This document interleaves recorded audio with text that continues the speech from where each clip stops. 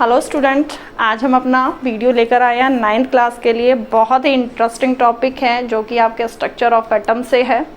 Okay, मैंने अपने previous video में आपको एक्सप्लेन किया था एक्सपेरिमेंट, रदरफोर्ड के एक्सपेरिमेंट को हमने एक्सप्लेन किया था। You can also say the gold foil experiment and also the alpha particle scattering experiment.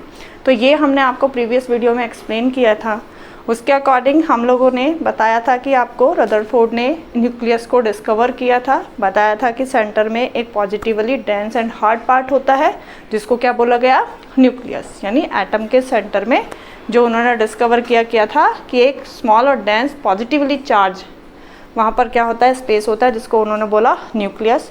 अब उस टाइम पर एक्चुअली में क्या था कि न्यूट्रॉन डिस्कवर नहीं हुआ था, तो दैट्स वाई 1911 में जो उन्होंने अपनी ये एटम का जो मॉडल दिया था उसको फर्दर आगे लेकर गए और फिर एक न्यू मॉडल ऑफ एटम उन्होंने दिया, जिसके बेस पे क्योंकि जब न्यूट्रॉन डिस्कवर हो गए थे तो उसके बाद में फिर ये एटम जो था, मॉडल जो आया एटम का, उसको उन्होंने बताया। उसके बारे में देखो तो क्या है हमारा आज का टॉपिक, आपका Rutherford's model of atom. Okay, तो according to this first one हमने बताया था कि जो रदरफोर्ड होता है, इन्होंने बताया कि जो एटम होता है, an atom consist of a positively charge dense and very small nucleus. Right, क्या बताया कि हमारा जो एटम होता है उसमें एक सेंटर में पॉजिटिवली चार्ज जो क्या होता है, डेंस होता है, स्मॉल होता है, न्यूक्लियस होता है। ठीक है, तो इट मीन्स उन्होंने हमें न्यूक्लियस बताया कि एटम के स्ट्रक्चर को अगर हम देखें तो उसमें एक न्यूक्लियस प्रेजेंट होता है जो का आपका पॉजिटिवली चार्ज होता है। और क्यों होता है, containing all the proton and neutron, so almost the entire mass of an atom present in nucleus. यानी आपका जो वो न्यूक्लियस होता है उस न्यूक्लियस में आपके प्रोटॉन और न्यूट्रॉन लाई करते हैं। राइट, सो एंटायर मास जो हुआ वो कहाँ लाई हुआ, न्यूक्लियस में। अब एंटायर मास क्यों हुआ, आप तो कहोगे मैडम न्यूक्लियस में तो एटम में तो इलेक्ट्रॉन्स भी होते हैं, तो इलेक्ट्रॉन कहाँ गया। अब देखो बच्चों की जो इलेक्ट्रॉन होते हैं उनका मास बहुत ही स्मॉल होता है, नेग्लिजिबल होता है, इसीलिए हम उसको इसमें काउंट नहीं करते। ओके, तो हम यहाँ पर कहते हैं कि entire mass it means in the form of a proton and neutron. तो एंटायर मास कहाँ लाई कर रहा है, आपके न्यूक्लियस में, जो कि small dense and positively charge area था। पॉजिटिवली चार्ज क्यों बोला, क्योंकि वी नो दैट न्यूट्रॉन जो था होता है, न्यूट्रॉन के ऊपर होता है, किसी भी तरीके का कोई भी चार्ज नहीं होता। बट आपका प्रोटॉन होता है वो पॉजिटिवली चार्ज होता है। तो that's why neutron chargeless, proton positive charge. तो इट मीन्स क्या हुआ, दैट्स वाई अब न्यूक्लियस में लाई क्या कर रहे हैं आपके प्रोटॉन एंड न्यूट्रॉन। तो वहाँ पर क्या होगा, क्योंकि प्रोटॉन जो होता है पॉजिटिवली चार्ज पार्टिकल्स होते हैं। ठीक है, तो दैट्स वाई उनको क्या बोला गया है कि जो हमारा न्यूक्लियस होता है वो पॉजिटिवली चार्ज होता है। ये क्लियर हुआ। सेकेंडली उन्होंने हमें क्या बताया कि nucleus is surrounded by negatively charge electron. Right, nucleus is surrounding by the negatively charge electron, यानी न्यूक्लियस के चारों तरफ जो होता है इलेक्ट्रॉन प्रेजेंट होते हैं, और इलेक्ट्रॉन क्या होते हैं, नेगेटिवली चार्ज होते हैं। You know very well. Okay, ये क्लियर हुआ।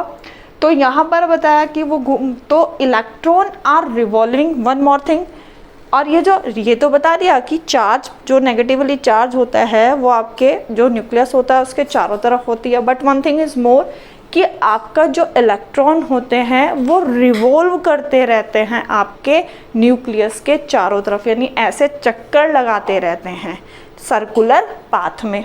राइट, और उन्हीं सर्कुलर पाथ को क्या बोला गया, orbits.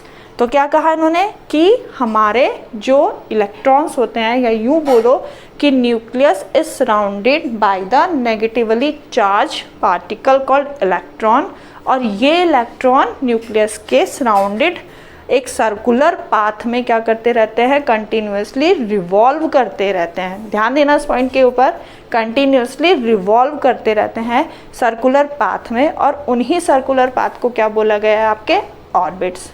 Got it. Now third point, the electrostatic attraction between आपके positively charge nucleus and negatively charge electron hold the atom together. Electrostatic attraction between, अब ये हमें पता ही होता है कि जब हमारा जो पॉजिटिव और नेगेटिव जो चार्ज होता है, नेगेटिव चार्ज जो होते हैं या सॉरी अपोजिट चार्ज होते हैं, वो क्या करते हैं, अट्रैक्ट करते हैं, सेम चार्जेस हमारे रिपेल करते हैं।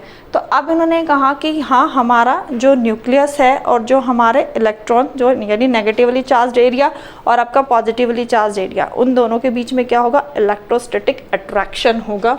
ठीक है, दोनों के बीच में, जिसकी वजह से जो आपका एटम है वो होल्ड रहेगा, होल्ड टुगेदर, क्योंकि दोनों को दोनों हमारे चार्जेस, हमने पहले भी बताया था कि किसी भी एटम में पॉजिटिव चार्ज प्रोटॉन प्रेजेंट होता है और नेगेटिव चार्ज इलेक्ट्रॉन प्रेजेंट होते हैं।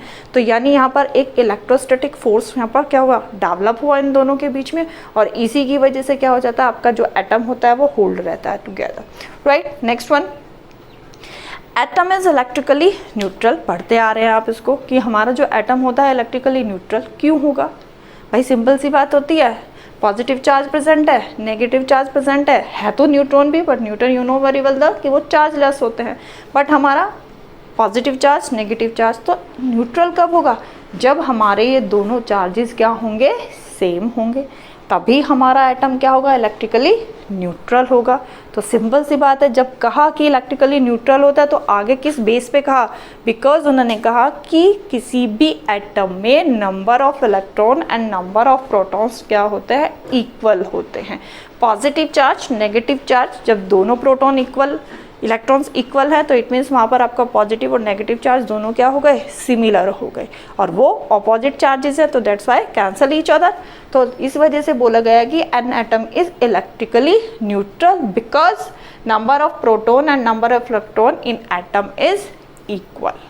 ओके, नेक्स्ट वन जो उन्होंने बताया था कि most of the atom is empty space, because वहाँ पर आपको बताया था कि जो मैक्सिमम आपके हीलियम पार्टिकल थे वो गोल्ड फॉइल से स्ट्रेट पास हो गए थे, यानी उनमें कोई भी डिफ्लेक्शन नहीं हुआ था। तो उस बेस पे उन्होंने बताया था कि हमारा जो एटम होता है उसके अंदर एक जो स्पेस होता है, एम्प्टी स्पेस एक बहुत ज़्यादा क्वान्टिटी में होता है। सो तो most of the atom is empty space. Right, ये हमारा रदरफोर्ड ने जब न्यूट्रॉन डिस्कवर्ड हुआ, ये फर्दर मॉडल दिया था अपना एटम का, जबकि जो पहले वाला मॉडल दिया था उसमें क्या था, आपका न्यूट्रॉन डिस्कवर नहीं हुआ था। तो वहाँ पर खाली उन्होंने पॉजिटिवली चार्ज पार्टिकल वो तो बता दिया था, स्पेस जो था उसके अंदर केवल क्या रखा गया था, प्रोटॉन रखा गया था, न्यूट्रॉन उसके डिस्कवर नहीं था। ये उन्होंने फर्दर दिया जब आपका क्या हो गया, न्यूट्रॉन डिस्कवर हुआ। तो ये चीज़ यहाँ पर उन्होंने अपना जो भी उन्होंने ऑब्जर्वेशन स्कैटरिंग एक्सपेरिमेंट किया था उसके बेस पे ये उन्होंने अपने क्या निकाले थे, कंक्लूजन निकाले थे। ओके, तो ये हुआ अब यहाँ पर। अब इसके बाद फिर हम किस तरीके से बता सकते हैं, अब हम एटम का स्ट्रक्चर देते हैं किस तरीके से। देखो, हम एटम का स्ट्रक्चर देने के लिए सबसे सिंपल एग्जांपल यहाँ पर लेते हैं, एक सबसे छोटा एटम हम लेते हैं, और जो सबसे सिंपल एटम होता है आपका, एग्जाम्पल वहाँ पर दे रहे हैं आपको हाइड्रोजन का। हाइड्रोजन एटम हम यहाँ पर बनाते हैं, ठीक है।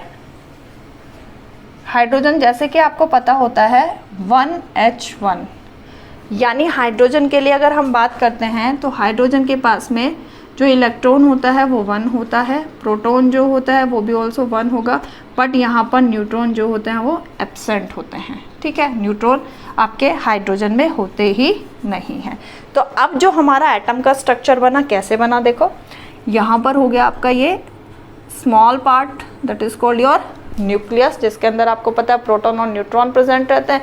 लेकिन आपका यहाँ बताया कि हाइड्रोजन में तो न्यूट्रॉन होता ही नहीं है, तो केवल यहाँ पर आपका क्या आ जाएगा, 1 प्रोटॉन पॉजिटिवली चार्ज हो गया। और ये कहा था कि इलेक्ट्रॉन न्यूक्लियस के सराउंडेड क्या करते रहते हैं, रिवॉल्व होते रहते हैं, ठीक है, सर्कुलर पाथ में। तो ये बनाया आपका सर्कुलर पाथ। इलेक्ट्रॉन क्या कर रहा है, इसमें इस तरीके से सर्कुलर पाथ में क्या कर रहे हैं, रिवॉल्व कर रहे हैं, राइट। तो ये एटम का स्ट्रक्चर हो गया आपका किसका, हाइड्रोजन का। अब एक और सिंपल सा एलिमेंट यहाँ पर ले लेते हैं, बता देते हैं आपको हीलियम का। हीलियम का वी नो दैट 2He4। इसकी बात करें तो इसमें देखिए इलेक्ट्रॉन 2 हो जाएंगे, प्रोटॉन भी 2 हो जाएंगे, और यहाँ पर न्यूट्रॉन भी 2 हो जाएंगे, क्योंकि यहाँ पर इसका मास क्या है, 4 है। तो इट मीन्स इलेक्ट्रॉन और प्रोटॉन तो हमारे इक्वल होता है, 2 इलेक्ट्रॉन हो गए 2 प्रोटॉन हो गए, तो यहाँ पर 2 यूनिट और बची। इसका मतलब वो 2 नंबर्स क्या है, 2 यूनिट क्या है, न्यूट्रॉन है। तो इसका स्ट्रक्चर बनाओ, ये हो गया आपका न्यूक्लियस, ठीक है। इसके अंदर क्या होगा, प्रोटॉन और न्यूट्रॉन लाई करेंगे, तो यहाँ पर 2 प्रोटॉन एंड 2 न्यूट्रॉन, राइट। अब क्या कहा, इलेक्ट्रॉन रिवॉल्व कर रहा है कहाँ पर, इन सर्कुलर पाथ में, राइट। मेक हियर इलेक्ट्रॉन, कितने इलेक्ट्रॉन्स है, 2 इलेक्ट्रॉन्स है। तो ये स्ट्रक्चर हो गई आपकी एटम के, this one the structure of hydrogen atom.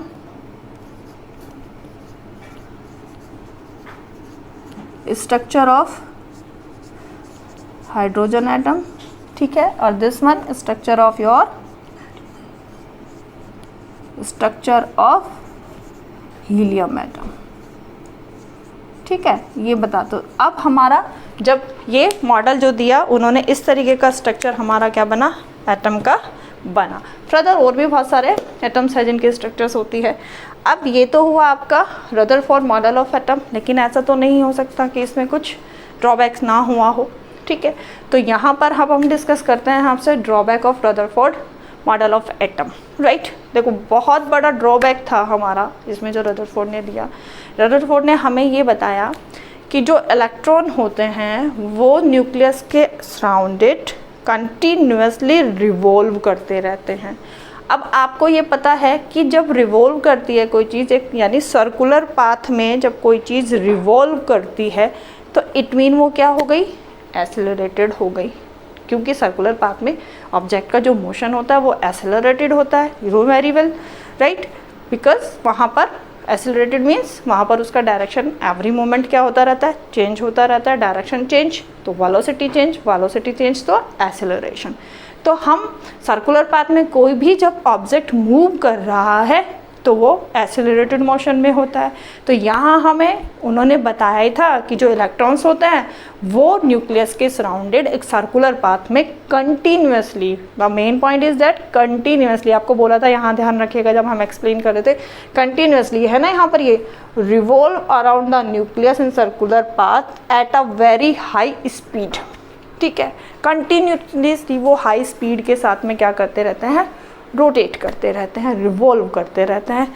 तो यही इन्होंने बताया था कि जब वो रिवॉल्व करते रहते हैं तो मेन प्रॉब्लम कहाँ आई थी, अभी एक्सप्लेन करेंगे।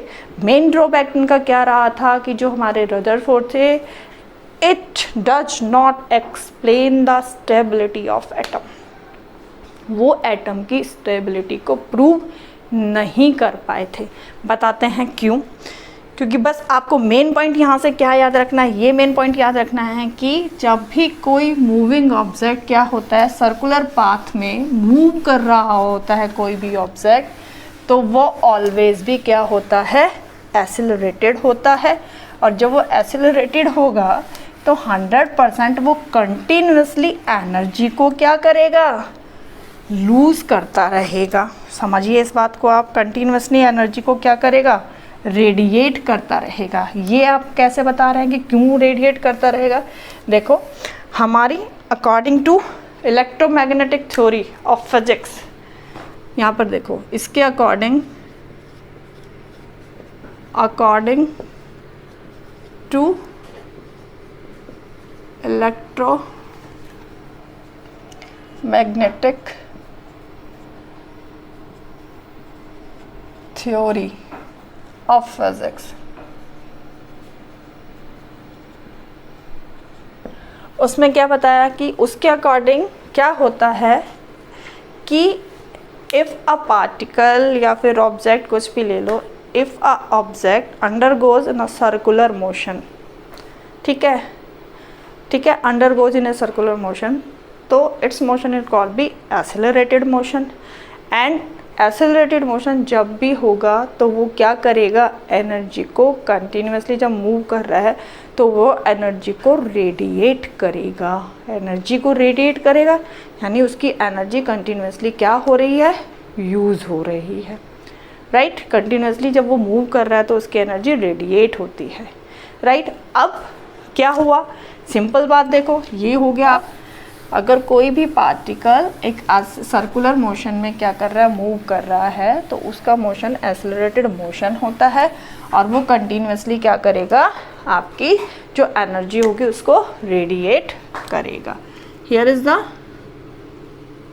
न्यूक्लियस, अब क्या कहा, इसके सराउंड इलेक्ट्रॉन घूमता रहता है, राइट। तो अब ये मूव करा, देखो यहाँ से मूव करना शुरू हुआ, ये मूव कर रहा है, मूव कर रहा है।